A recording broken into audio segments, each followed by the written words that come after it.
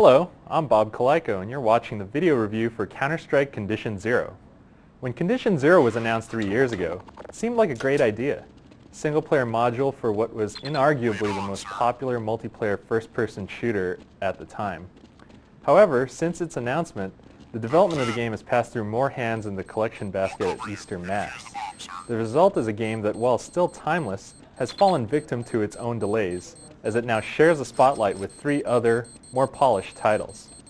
By now, most first-person shooter fans have a clear idea of what Counter-Strike is, even if they haven't played it extensively.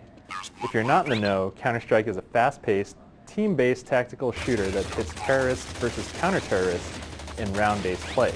The 2 different game types are bombing and hostage rescue.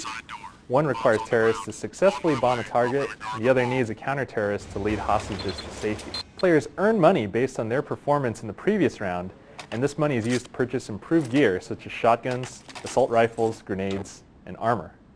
The arsenal is based on real-world weapons such as Desert Eagles, AK-47s, MP5s, and other equipment such as tactical shields. The single-player action in Condition Zero is identical to what Counter-Strike veterans are familiar with. The only difference is that the other players are AI-controlled bots instead of actual human players. You play the role of the commander, and you'll pick your team of bots as they vary in skill, aggressiveness, and weapon of choice. More skilled bots cost more points to hire, but as you progress through the campaign, you'll gain more points to hire them. Throughout the campaign, and its 6 tours of duty, you'll see numerous maps that, if you've played Counter-Strike before, will be instantly familiar. Aztec, Dust, and Italy all make appearances here, as well as a tweaked version of Militia. A handful of new maps have been added to the mix, such as Stadium, as well as Fastline, which appeared on the recent Xbox port of Counter-Strike. Each map requires you to beat it 3 times, all while completing a number of challenges, such as attaining a certain number of kills or winning the round in a certain amount of time.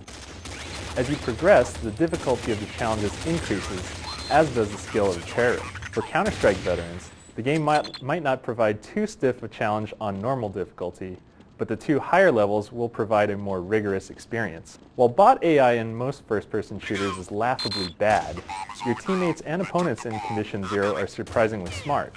They communicate their actions constantly by voice, filling you in on their position as well as enemy sightings. They know how to camp the body of a fallen bomb carrier, and the terrorists know they need to retrieve the bomb to complete the mission. They seem to know each map like the back of their hand and pick out strategic places to put themselves. They aren't infallible, though. They'll occasionally get hung up on geometry, or sometimes even abandon a planted bomb, allowing it to be defused without a fight. Adding to the overall value of the game is a deleted scenes mode. These are the missions that Ritual was working on before handing off the game to Turtle Rock. The missions are fairly well fleshed out, with scripted sequences and plenty of action, but they mostly feel tired and cliché, and like with most director's cuts, it's easy to see why they weren't included as part of the official package. There's also a multiplayer mode, which is the same Counter-Strike we all know and love, exactly the same thing we've been playing for years now. The good news is that it's still great, full of the timeless action that you've come to expect. There's one thing that really shines about Condition Zero, it's the bot AI. Their behavior is remarkably lifelike, and at higher difficulty will give you a good run for your money. Regrettably, in the single-player mode, you're limited to playing as a counter-terrorist, and while the graphics have been spruced up a bit, it still looks like a 6-year-old game. If you're already playing Counter-Strike online and have been for years, there's not going to be too much for you here. But if you're a newcomer, it might be the introduction you've been looking for. For the full review as well as screenshots and gameplay movies, check out the GameSpace.